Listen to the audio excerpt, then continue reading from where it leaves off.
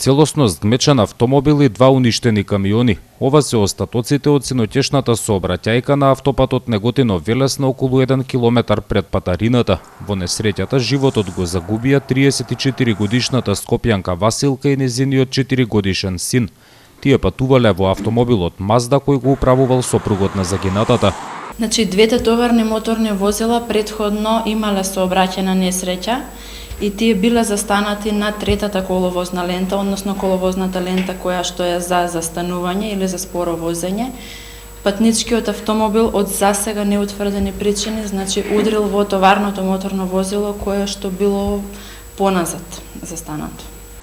Според информациите на велешката итна медицинска помош, возачот на Маздата бил неповреден.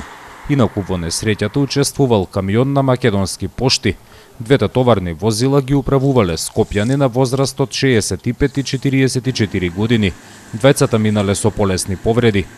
Стравичната сообраќајна несреќа целосно го блокираше сообраќајот. Неколку часа не се возеше по делницата Неготино-Велес. Повеќе од 4 часа траеше увидот на полицијата и јавното обвинителство. По наредба на јавниот обвинител, телата на починатите се предадени на фамилијата.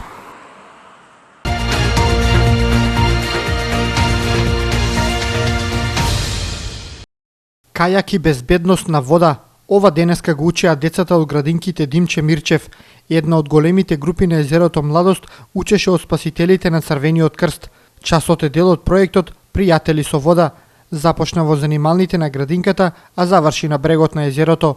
Целта е да се едуцираат децата, да научат како да се однесуваат покрај капалиштата од отворен и затворен тип. Какви совети треба да побараат од спасителите, како треба да ги почитуваат нивните правила што се на тоа капалиште, како да побараат помош, како они во дадена ситуација доколку забележат некој дека му треба помош, како да го известат спасителот. Еден дел од часот учениците го поминаа во чамците на вода. Кајакарите ги возеа по езерото. Кога заврши турата, децата беа воодушевени. Вела дека многу им се допаднала пловидбата.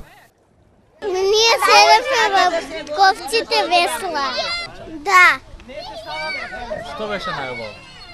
Да се возам. Ти се изложи сега со чамец, беше ли убаво? До кај се возиш? До там. Проектот Откри ги спортовите се реализира трета година поред. Со него се опфатени децата од средните и големите групи на градинките.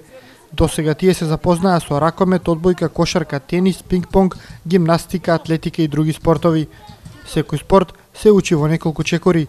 Прво децата гледаат презентација од него, потоа искуство им кажува некој спортист и на крај практично им се покажува на терен. Најинтересни спортови се оние спортови кои што не им се секојдневни, како што е атлетиката, бидејќи не секој има можност да посети, да оди на стадион, да доживее круговите трчање, стартови ниски, високи. Гимнастиката исто така има доста интересен спорт, каратето им е доста интересен спорт, бидејќи сепак се малецки, а може да доживеат нешто ново што немале можност до тогаш да го видат. На крајот на годината, проектот завршува со квиз, во кој децата одговараат на прашање по кој се гледа колку научиле.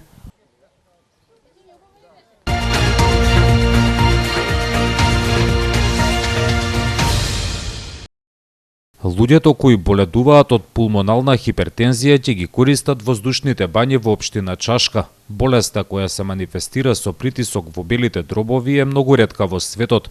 Во Македонија моментално се регистрирани десетина заболени. Од асоциацијата Момент Плюс велат дека престојот во природа многу им помага на болните кои се соочуваат со недостиг од кислород. Многу е тешко да стигнеме до луѓето, ние многу тешко стигнуваме до пациентите, не сакаат да пристапат, да кажат проблемот кој го имаат. Ако е родител, страм му е да каже дека детето не може да трча, не е способен да посетува ни настава, пошто останува без див. Спортското планинарско друштво Зелен рај во соработка со општина Чашка во недела организираат акција за искачување на врвот Лута на планината Кадијица. Со планинарите ќе пешачат и членовите на асоциацијата на заболени со пулмонална хипертензија. Ги покануваме сите добронамерни луѓе, сите планинари, да помогнеме да го искачиме врвот Лута на планината Кадијица, да ги анимираме овие луѓе во јавноста, да кажеме дека меѓу нас постојат луѓе кои со многу ретка болест, кои што секој ден се борат за нивниот живот. Кои што секој ден не знаат како да го преживеат ова.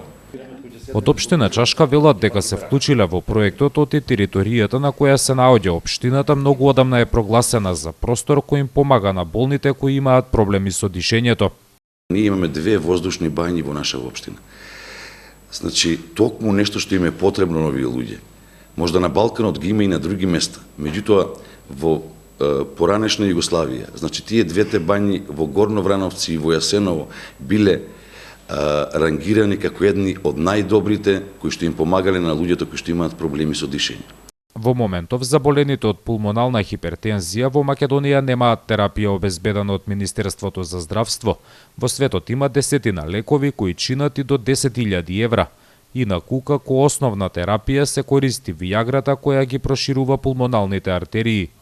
Моментално во Македонија очекуваме регистрација на еден од лековите, а во светот ги има околу 12 регистрирани лекови, кои што се во зависност од тоа кој степен на болеста е достигнат пациентот.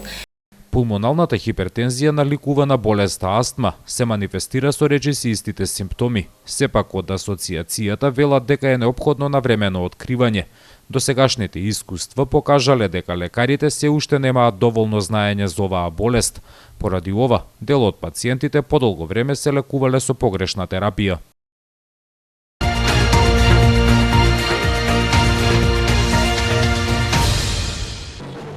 Отворен ден во средното стручно училиште Коле Неделковски.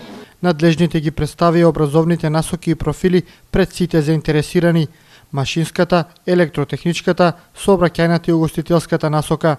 Наставниците објаснија што се работи, каков е образовниот процес и што ќе се научи на часовите.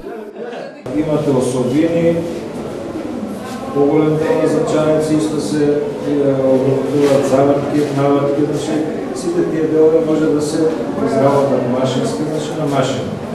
Дел од образовните профили беа представени на штандови, ги презентираа учениците.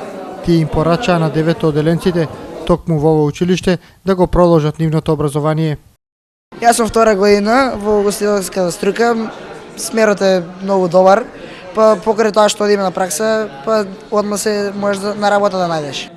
За денешниот отворен ден во средното училиште интерес пројавиле и дел од представниците на бизнис секторот во градот. Директорот информира дека неколку фирми од градов имаат желба да стипендираат и вработат дел од учениците.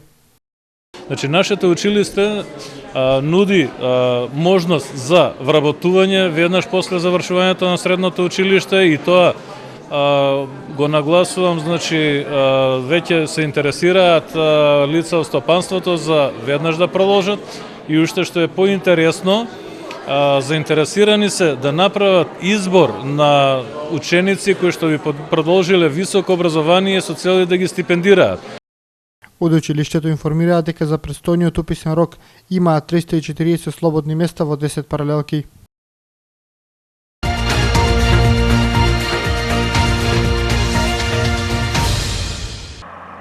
Со камион превезувал мигранти, па кога го пресретнала полициска патрола, скокнал од возилото и го оставил само да се движи. Белешката полиција откри уште еден случај на нелегален транспорт на мигранти. Синоќа во 21 часот кај визбата по Вардарија во Неготино, камион Мерцедес без регистрација бил забележан од сообраќајна контрола. Возачот кога е здогледал полицијата ја намалил брзината и во тој момент од со возачкото место скокнал еден човек кој почнал да бега. По кратко време истото го сторил и возачот на камионот. Товарното возило продолжило само да се движи уште 50 на метра и излетало од патот во канал на левата страна во правецот на движење. Веднаш по ова од приколката на камионот почнале да бегаат повеќе лица. Дел не успеале во тоа. Полицијата фатила 7 мигранти од Ирак и Сирија, меѓу нив и 10-годишно дете.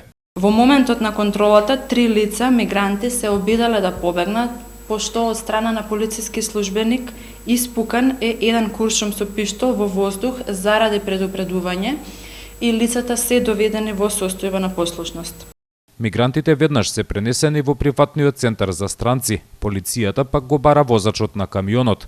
Инаку со последните законски измени, мигрантите имаат право на легален престој во Македонија.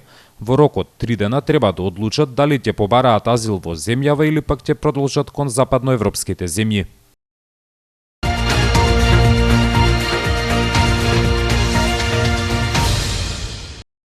Заврши кошаркарската сезона за Борец баскет. Играчите ги одиграа сите 20 предвидени надпревари, победија 13 пати, загубија 7. На крајот на сезоната, толку посакуваното второ место, кое носи пласман во првата лига, им избега за многу малку. Поразот во предпоследното коло на гостувањето против Шкупи со 95-88 беше клучниот надпревар. Кошаркарите не го издржаа притисокот на таа средба и така ги загубија шансите за пласма во елитата. Треба да се потенцира дека формата и настапите на Борец како домакин беа одлични. Играчите на свој паркет победија на сите 10 надпревари, но како гости скорото 3 победи и 7 порази. Во последното коло кое се одигра за викендов, Велешени очекувано беа подобри од Дино Баскет со 75-60. Поради добрите настапи и фактот дека екипата е составена само од играчи кои потекнуваат од Велес, кошаркарите годинава беа миленици на публиката. Нивните надпревари во просек ги следеа скоро 1000 гледачи, што е најмногу во однос на велешките клубови во останатите спортови.